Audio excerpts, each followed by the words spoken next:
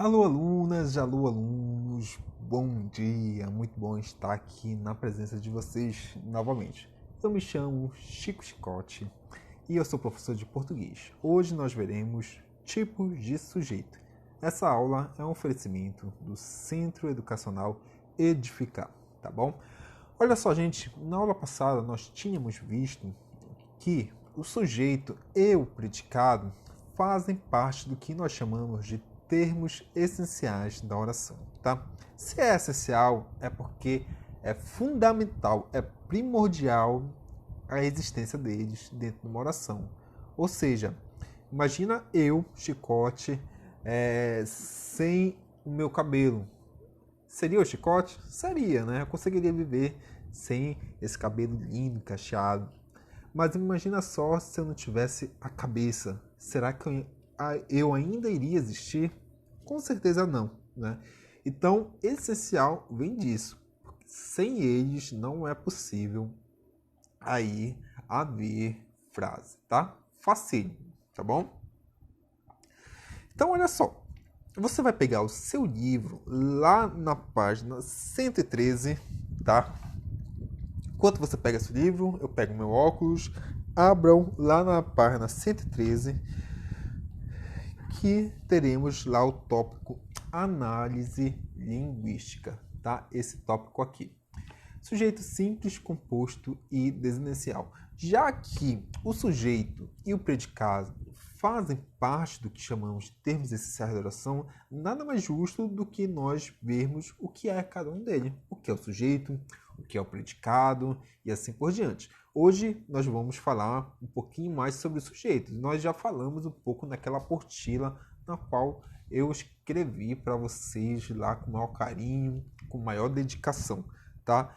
E aqui, olha só, eu vou reforçar esse conteúdo. Então vamos ler esse texto? Vamos lá ver o que ele tem a nos oferecer? Olha só. Sujeito simples, composto e desinicial. Leia o texto abaixo. Os fungos invadem a fábrica. Esmorfam pães, estragam sapatos e tingem paredes de manchas verdes. Ao mesmo tempo, fontes de remédios e provocadores de doenças também são mundialmente consumidos na forma de pratos nobres, como as raríssimas e caras trufas e o champignon. Pioneiros entre formas da vida na Terra, são tão diversos entre si e diferentes de todos os outros seres do planeta que, depois de muita controvérsia sobre sua classificação, acabaram considerando um reino à parte da natureza.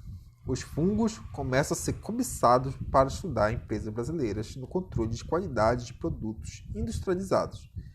De inconvenientes, os bolores, os mofos, tornaram-se mais um instrumento dos cientistas nas pesquisas com medicamentos desinfetantes e inseticidas. Olha aí uma figura abaixo que demonstra um pão cheio de fungos, de mofo.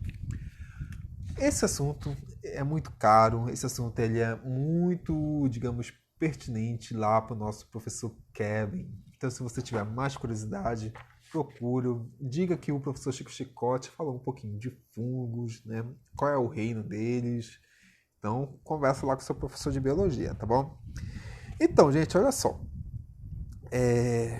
Esse texto é muito interessante, tem alguns questionamentos aqui na página 114 que vai fazer nós refletirmos um pouco do porquê desse texto. Né? A primeira é: em que gênero textual poderíamos enquadrar esse texto?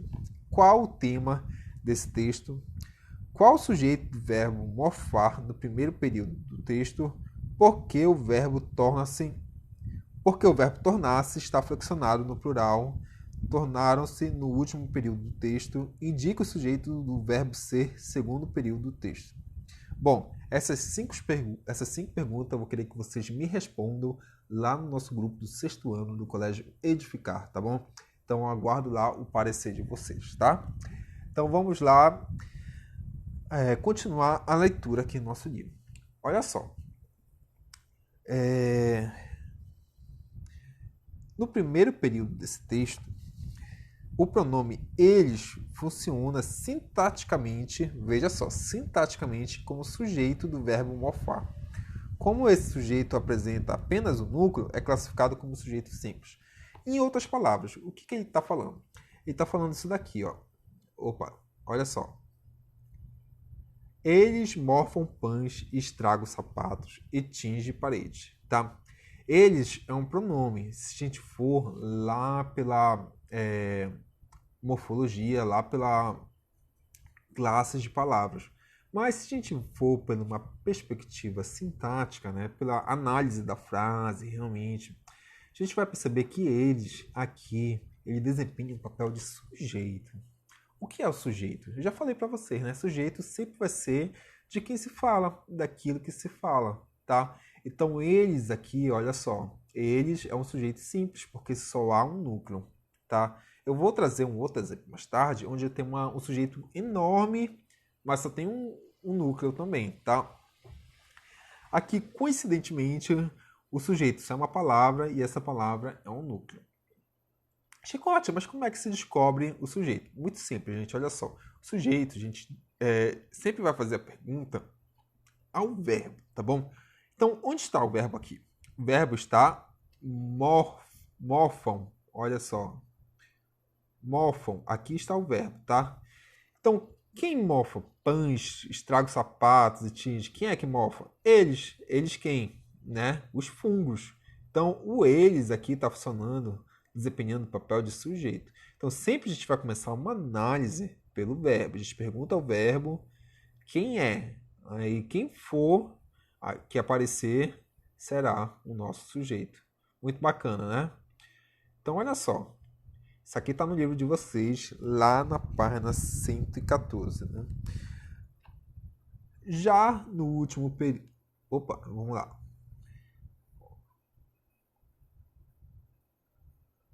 Bora lá. Ah, deu um errinho aqui. Desculpa, gente. Erros técnicos. Tá, aqui, ó. Já no último período, observe o sujeito do verbo.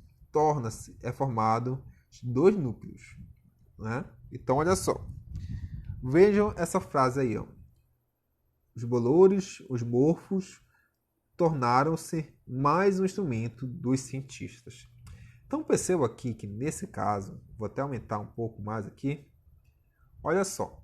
Quem tornaram-se mais um instrumento do cientista? Eu estou fazendo a pergunta a quem? Ao verbo, que está bem aqui. Quem tornaram-se? Os bolos e os morfos. Então, tudo isso aqui é o nosso sujeito, tá?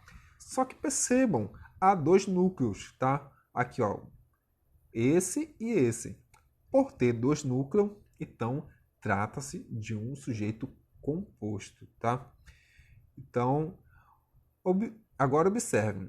Ao mesmo tempo, fontes de remédios e provocadores de doença também são mundialmente consumidos na forma de pratos nobres. Para identificar o sujeito do verbo ser nesse período, tivemos de buscá-lo no período anterior, os pronomes eles. Como essa identificação foi possível? Analisando-se a flexão do verbo, isto é, sua desinência, por essa razão esse verbo apresenta o que chamamos de sujeito desinencial. Tá? Olha só, gente, isso aqui é tudo que o livro traz para você. Mas você não é aluno de qualquer professor. Você é aluno do professor Chico Chicote e eu vou trazer algo mais completo, algo mais profundo para você entender melhor o que é sujeito desinencial, sujeito composto, sujeito simples, tá bem? Então, olha só, o sujeito ele vai ser classificado, ele vai ser subdividido nessas 6 aqui composições. O sujeito ele pode ser tanto simples, desculpa gente, vamos lá. Ele pode ser tanto simples, tanto composto, como desinencial, indeterminado, paciente e inexistente, tá?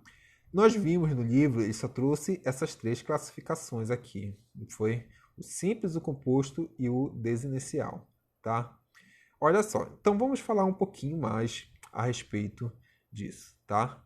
Olha só, vamos aqui apagar. Vamos primeiro falar do simples e do composto. O sujeito simples possui apenas um núcleo. Isso eu já falei e estou repetindo. Simples, só um núcleo. Isto é, a palavra principal que vai estar ali no sujeito. Vamos ver um exemplo aqui, olha só. Todas as casas daquela região serão pintadas. Repito, todas as casas daquela região serão pintadas. Sempre que nós começarmos uma análise sintática, a gente começa sempre por onde? Pelo verbo. Aqui, nesse caso, onde está o verbo? Todas as casas daquela região serão pintadas. Olha só, o verbo está bem aqui, ó, serão, verbo ser. Tá, esse aqui é o verbo. Encontrei nosso verbo aqui. Então, a partir do verbo, tudo que vier depois será o predicado, tá? Então, olha só. Daqui até aqui é o nosso predicado. Enquanto isso, tudo que vier na frente, daqui até aqui, é o nosso sujeito. Puxa vida, Chicote, tudo isso aí é o sujeito? Sim, olha aqui. Terceiro passo. Todas as casas daquela região é o sujeito. Então, todas as casas daquela região é o sujeito. Bem aqui, ó. Todas as casas daquela região é o nosso sujeito. Só que qual é o núcleo desse sujeito todo aqui? O núcleo é o casa. Por quê? De quem se está falando? De quem está sendo pitado aí? São as casas, não é? Então, a palavra mais importante de tudo isso daqui é o quê? Casa. Então, esse será o nosso núcleo, tá? Veja aí como o sujeito é enorme, mas só tem um núcleo, certo? Em contrapartida, o sujeito composto terá mais de um núcleo. Vejamos um exemplo aqui, ó. Todas as casas e prédios daquela região serão pintados, tá? Então, bora fazer a pergunta a quem primeiro? Ao verbo, né? E o verbo a gente já sabe que é esse aqui, ó, serão, tá? Então, a partir do verbo até o final da frase, será o quê? Nosso predicado, né? E tudo que vier antes daqui até aqui será o quê?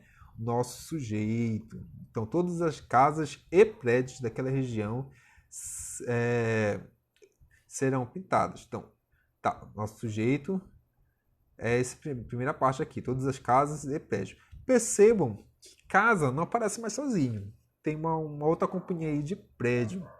Então, casa não é mais um núcleo só do sujeito. Há dois núcleos, que é casa e prédio, tá?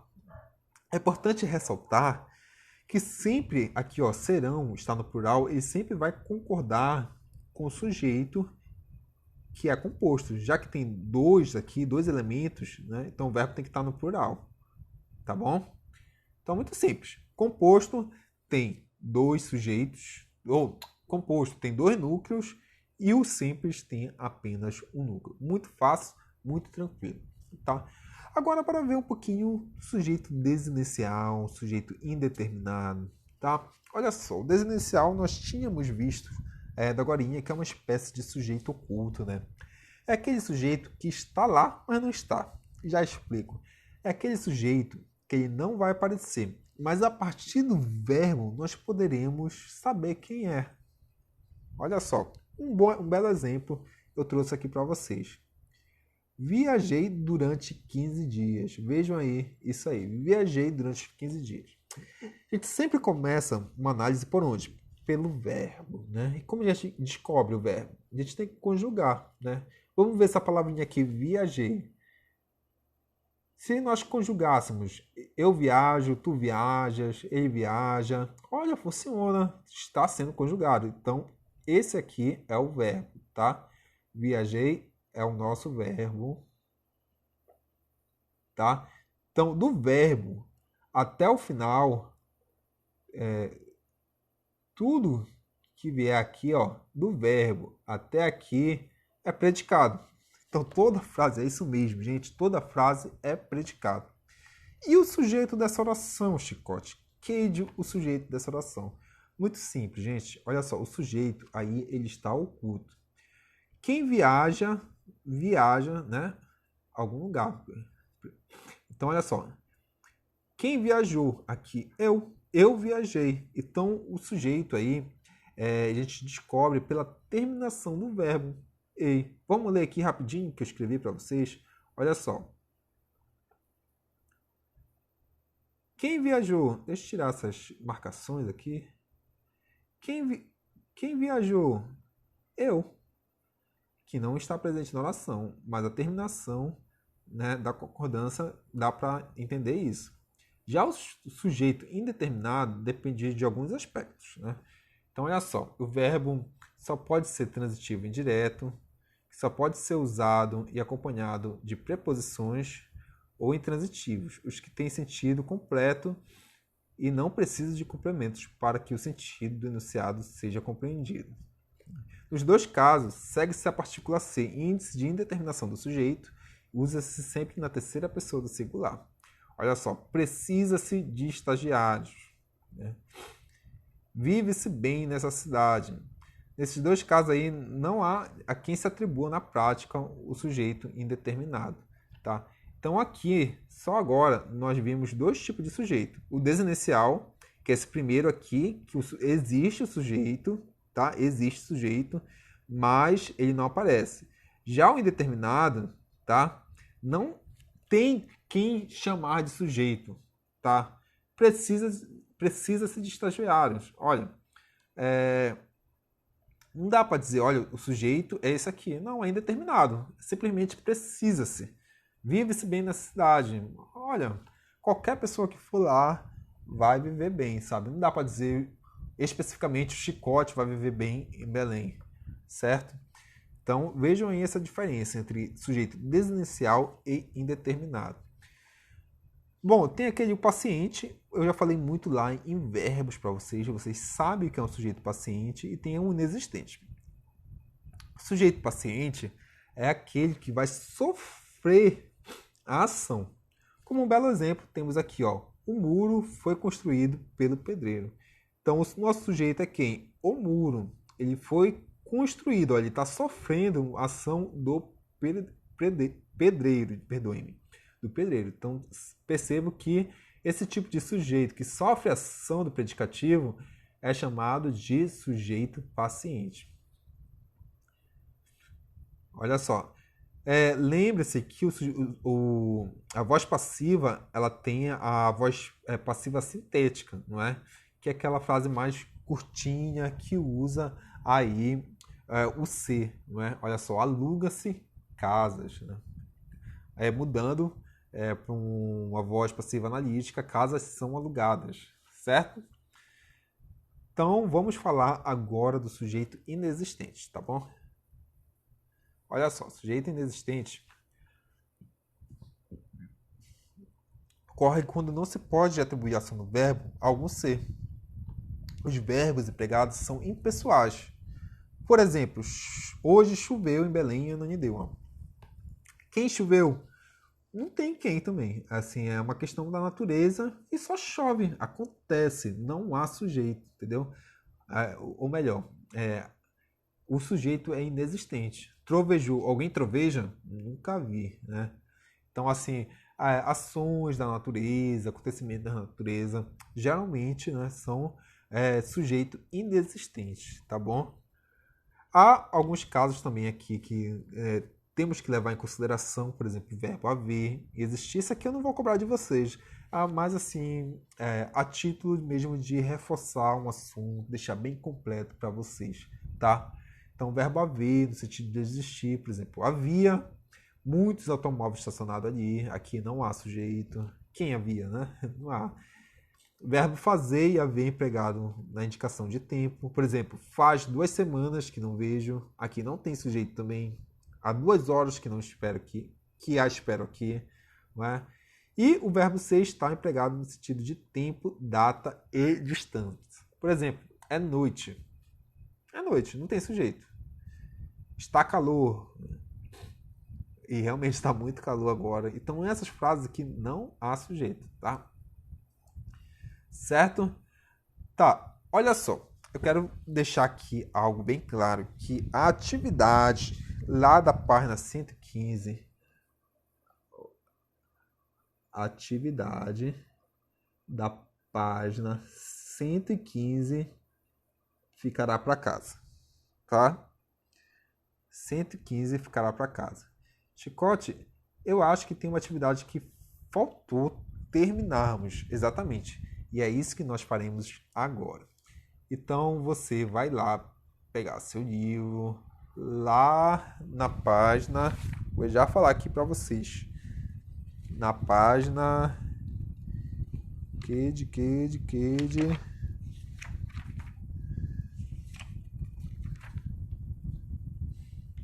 107, que nós terminaremos aquela atividade que ficou ainda daquela aula passada, daquela videoaula passada, tá? Então vamos ler. Isso tornou ainda mais importante com o avanço da agricultura. Terceiro parágrafo. O pronome grifado refere-se corretamente no texto à possibilidade de... Qual é o termo que está grafado aqui? É isso, tá? Então, isso refere-se a quê? Para você saber essa resposta, você vai ter que retomar um texto. Você vai procurar lá no terceiro parágrafo. Isso se tornou ainda mais importante. O que é isso, né? Do que ele está falando aí isso? Do que ele está retomando? Se você for lá no texto, ele está retomando a prever mudanças relevantes no clima e na natureza. Então, olha só, se você respondeu aí a letra C, você está de parabéns, tá? Então, nossa alternativa correta aqui é C de casa, tá? Vamos lá para a sexta questão. Olha só.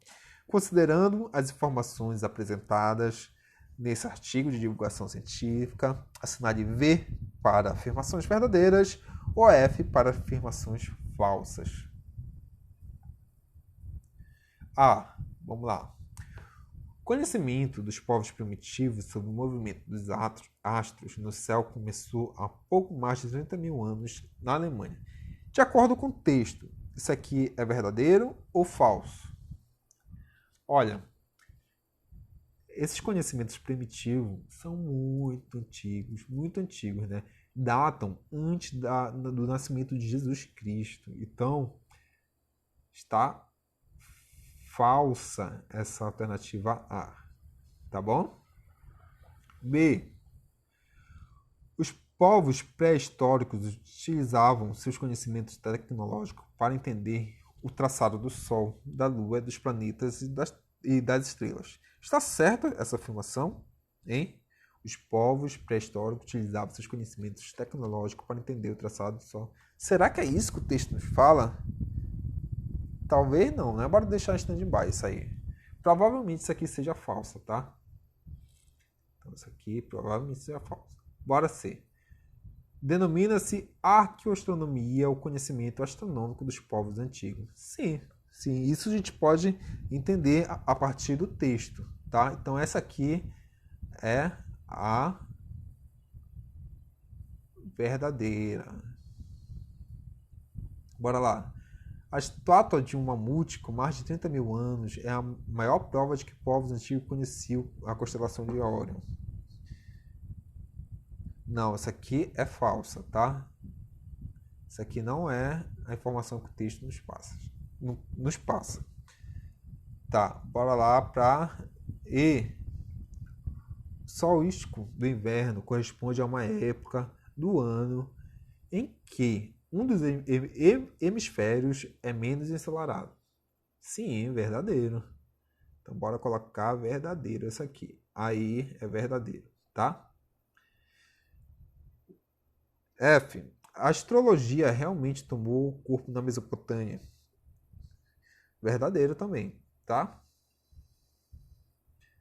Bora lá para a penúltima.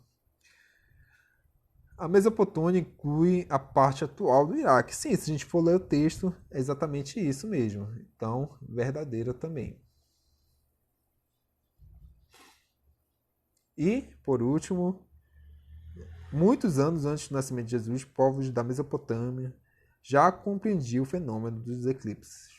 Com certeza, verdadeira essa aqui. Então, esse aí é o nosso gabarito, tá, gente? Anotem e verifiquem aí se vocês acertaram ou não, tá bom? Bora lá para nossa próxima questão, que é releia a frase. De uma coisa pouca gente duvida. Conhecimentos básicos sobre o movimento dos astros no céu são patrimônio da humanidade, desde que o mundo é mundo. Isso está no primeiro parágrafo, tá? Então, olha só. Como se classifica o termo pouca? Olha, sintaticamente, o termo pouca, ele é um pronome indefinido, tá bom? B. Reescreva esse trecho substituindo o termo pouca gente por poucas pessoas. Então, você vai pegar aqui esse pouca gente e vai colocar poucas pessoas. Ao fazer isso, você vai ter que mudar aí a concordância, tá? Olha só. Gente sempre vai ficar aqui no singular. Se você colocar pessoas no plural, o verbo também vai ficar no plural. Então, poucas pessoas duvidam e não duvida, tá? Então, essas alterações aqui serão necessárias. Poucas pessoas duvidam, conhecimento básico sobre o movimento, é só escrever o restante da frase, tá? Qual é o sujeito do verbo destacado? Né? Então, o verbo destacado é são, que está bem aqui. Olha só, são. Como é que a gente descobre o sujeito? Hã? Hein? Então, fazendo a pergunta ao verbo, né? Então, quem são o patrimônio da humanidade desde o mundo? Né? Os conhecimentos básicos sobre o movimento dos astros. Olha aqui, ó. Tudo isso aqui que vem antes de são é o sujeito, tá? Então, aperte pause e anotem aí as respostas, tá? Oitava, de acordo com o texto... Eita, um erro de digitação aqui. Bora lá, oitava, de acordo com o texto. Qual é a verdadeira? Aí. Eu vou pular aqui, porque está com um tempo já muito longo, e vou dizer qual é a verdadeira, tá? A verdadeira é a letra E, tá bom? Letra E. Os conhecimentos sobre mecânica celeste se organizam desde a antiguidade, embora o homem não contasse com recursos avançados para a observação da natureza.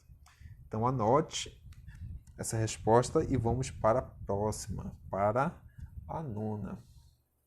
Conclui-se corretamente do texto que a curiosidade do homem antigo sobre o movimento dos astros permitiu-lhe conhecer, até mesmo prever aspectos da natureza importantes para a sua vida. Com certeza, tá? Aí vem um pouco da astrologia, né? Que desde a antiguidade o homem já tinha curiosidade, já tinha aí anseio em aprender. Então, dentre as outras alternativas, a alternativa a ser marcada aí é a letra A, tá bom? Vamos agora para a 10ª.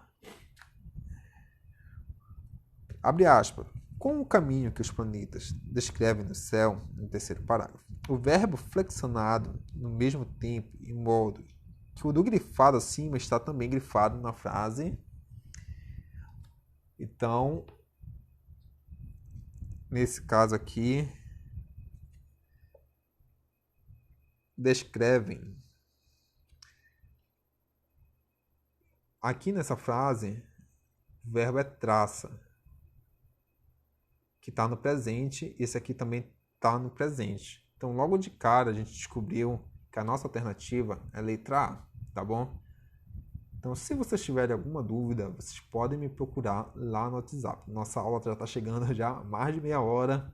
E eu não quero me prolongar muito, tá? E a 12ª, a A, é como se deveria flexionar o verbo saber, caso trocássemos os termos assírios e os babilônios por povos da Mesopotâmia. Bom, a flexão não se alteraria, né? Tanto um como o outro ficaria a mesma. Identifica o sujeito do verbo encontrar, tá? Então, o sujeito do verbo encontrar é arqueólogos, tá? Se você for ler direitinho aqui, ó, arqueólogos encontravam predições que associavam as mudanças no céu e a calamidade na terra. Quem encontrava predições? Os arqueólogos. Bom, gente, Muito obrigado pela companhia, muito obrigado pela atenção. Desculpem aí no finalzinho ficar um pouquinho mais rápido, mas realmente eu penso muito em vocês, em questão de tempo, né? Imagina ficar um tempão me ouvindo, mas espero que vocês tenham aproveitado, espero que vocês estejam bem. Até a próxima, galera, e beijo do Chicote.